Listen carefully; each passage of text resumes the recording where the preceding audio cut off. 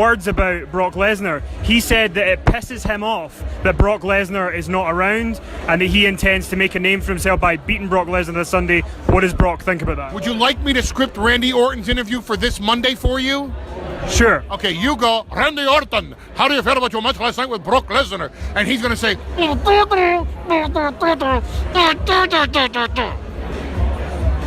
And obviously Brock is in the game. I'm not going to insult Brock Lesnar by asking him if he's a gamer or anything like that. But is there any superstar from the past that it's not possible to wrestle now, but Brock would like to get in the ring with? Or would have liked to get in the ring with?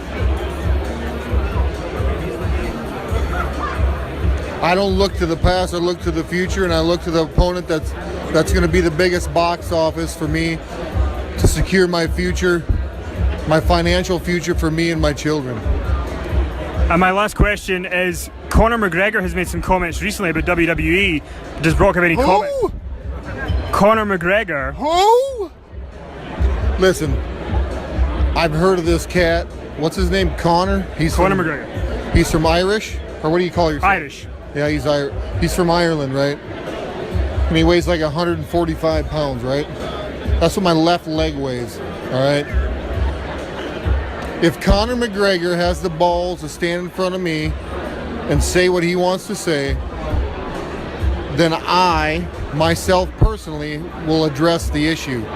But if Conor wants to say something outside of the box, I don't give a shit what he says, okay? And lastly, Goldberg is the other cover star in this game, and he's kind of almost been angling for a match with Brock Lesnar. Potentially, everybody angles for a match with Brock Lesnar. They know that's where the box office is. Everybody mentions my name to get their lines on the internet.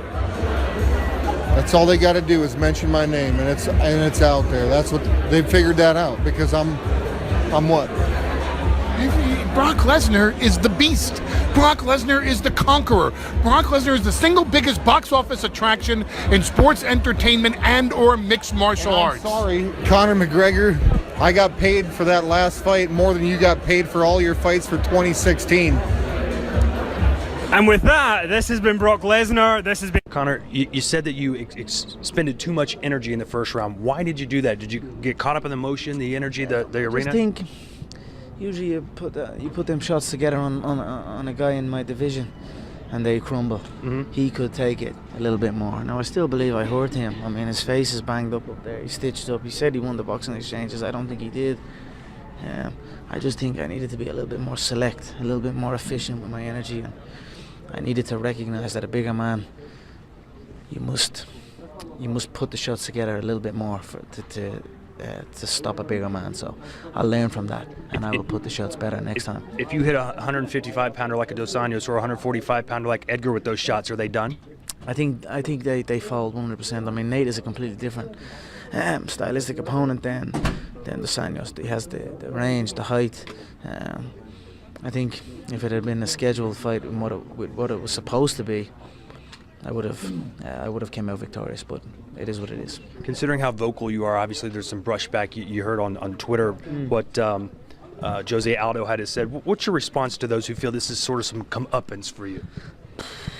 You know, there's always critics, there's always people that will celebrate a man's fall, but you know, it is what it is. I'll take it on the chin.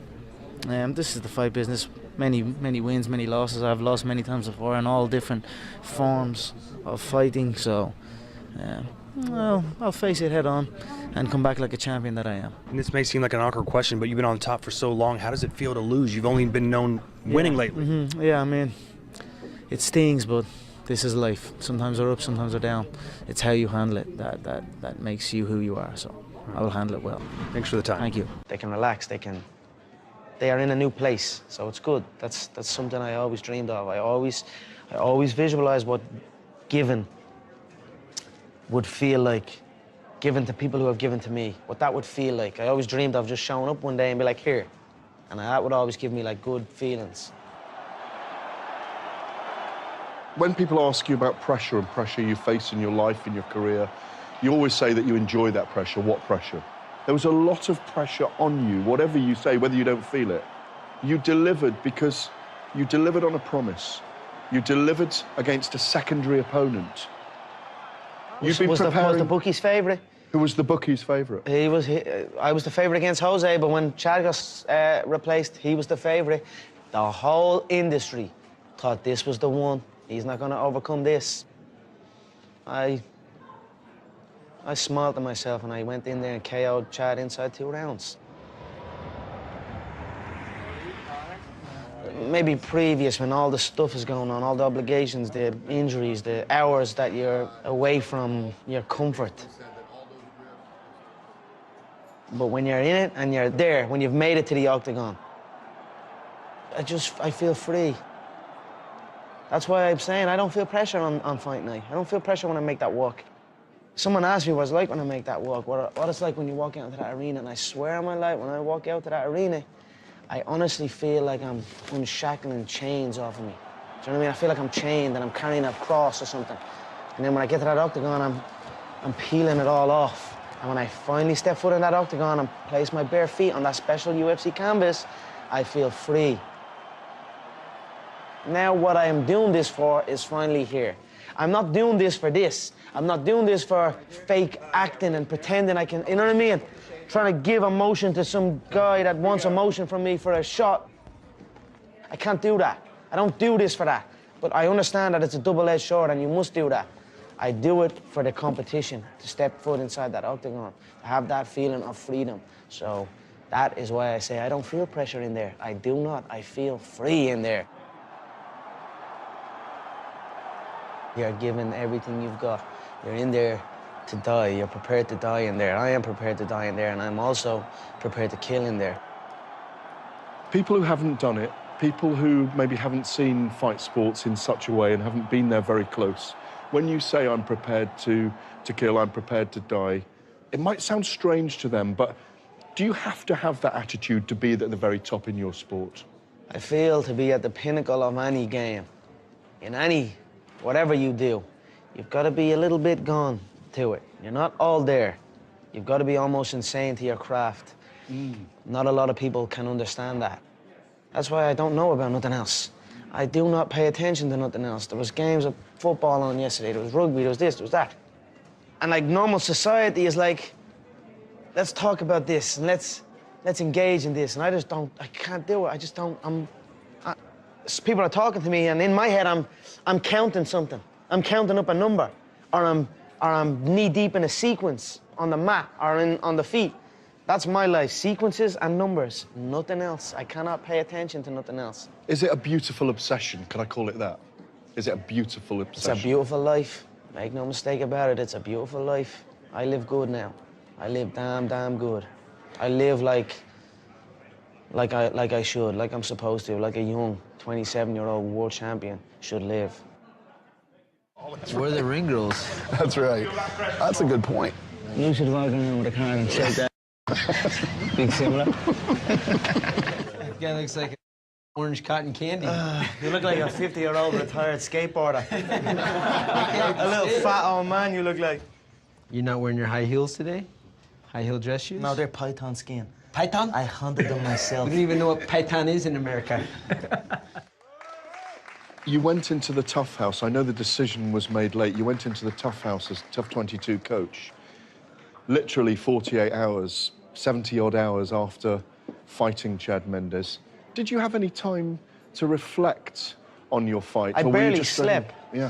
I barely slept. You looked ravaged when you walked in there for the first bits of filming. I had ups and downs in Las Vegas over there, you know what I mean? But in saying that, I was going out sometimes, you know what I mean? You're trying to escape from it, but it was intense to go back to back. But I watched them come in, and I watched this energy and these young kids that have not experienced this yet. Ready. Let's fight. Get tough again, Saul. Get tough. Get tough. Atta boy. What's better than sitting in here and watching fights? And this is what you do for a living. Are you kidding me?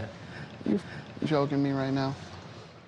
And I'm sitting there listening to him say that after like an hour before that, thinking, I'm not even going to show up. I'm out of here. I've done what I had to do. I've raked in 60 million for them. I'll see you later. Don't call me unless there's a fight, and call me when the weigh-in day is there, and I'll show up on weight, and I'll fight. That's what I was thinking. But when I got there and when I was watching the fights and I was listening to him say that, and I started to think, look where we are. Look where we are. We're sitting here, Las Vegas, comfortable, watching these kids fight to chase a dream, to change their life. So I picked up a new lease of life from that, and then I went into it with that. But even still, you're still having ups and downs. It's a long 6 weeks. It's a long 6 weeks. They were locked in the house, but I was also locked in the house. I went in there the first day and was eyeing everyone up, sizing everyone up. Yeah, as opponents. Just, I don't know why I do that. I just do that. I size people up. I don't know why, but I do. I almost feel like when I step into this thing, I'm at war. I'm at war with everybody at all weights. But they were good people. They responded well. When you keep it real with somebody and you lay it out, I did lay it out. I said, I'm not gonna baby you, I'm not gonna hold your hand. I've been thinking of what way to approach it, so I wrote out some notes of what way I feel is best we'll do it. And just to let you know where I'm at with the whole situation. Everyone is here for their own benefit. Forget Team Europe and forget Team USA. There is no friends in this business. You are either here to win or you are simply a filler. We're all on our own journey, as am I. So this is it. You come in here and handle your own business. You don't need nobody to hold your hand. I told them the truth and let the chips fall where they may. That's on them. That atmosphere and that speech and that vibe that we created in the gym, and that they're not truly friends here. This is business. Be comfortable in the training environment, help each other out, stay injury-free, because they're all already banged up. Every one of them had a banged up elbow, a banged up knee, a busted up foot, a busted up face. They only fought just to get into the house. So you can't take people from that, stick them in a house, bring them to the gym twice a day and let them thump the head off each other. They won't make it to the fight. You know what I mean? They're competing with each other in the gym, they'll be drained. By the time they step foot inside the octagon, they'll be flat. Their shots won't pull. They won't be able to pull the trigger like they usually would. So I pull the reins back off of doing that. Keep watching how they respond when it comes back around and it's team versus team. They respond like they should, like it's business. I love it. We got it done, and I enjoyed it, overall. Love it. Looking good, boys, yeah? All right, I'm gonna take a picture of us all. That's it. Great picture, yeah? Smell that? Let's do it, brother. Smell that fresh Dublin air. Can I take you now away from Las Vegas and back here in Ireland? Take me home. Well, you are home and you're fated here like a hero. You can't walk down the street now anywhere in Ireland without being known. How is it dealing with that? How is it having to give your time? Because there are so many people who know who you are. I'll tell you what, for a period of time, it was messing me up. I was like, didn't want to go nowhere. You know, not that I didn't want to go nowhere, but I just was like, it was always, it's an event to go somewhere. I can't just go somewhere and do something, and now I don't give it. Now I am going places, you know what I mean? Like when I was in LA and when I was in Vegas and we were planning on coming back and saying, right, this is gonna be insane coming back. I need to figure out how I'm gonna come back. And then I'm thinking, oh, it's gonna be too heavy. I can't come here and train, fight camp, and it's just gonna be too, like I'm in a fishbowl or something. Then I came back and I was like, I love this place. This is my home. When I walk into the gym, there's a lot of kids, a lot of things I have to sign, and people ask me to sign, take pictures. But that's okay. I helped build that gym. I helped build that place to what it is. That is my home. I feel comfortable in there, no matter what.